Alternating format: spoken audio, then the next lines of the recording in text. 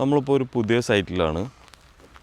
അത്യാവശ്യം 10,000 സ്ക്വയർ ഫീറ്റിൻ്റെ അടുത്ത് വരുന്ന ഒരു വലിയൊരു സൈറ്റാണ്. പിന്നെ നമ്മളിപ്പോൾ ഇവിടെ ഇങ്ങനെ കണ്ടുവരികയാണെങ്കിൽ നമ്മൾ വീടിൻ്റെ ഫ്രണ്ട് വ്യൂവിൽ നമ്മൾ കംപ്ലീറ്റ്ലി നമ്മൾ ബാംഗിൾ സ്റ്റോൺ ബോക്സ് കട്ടാണ് ചെയ്തിട്ടുള്ളത്.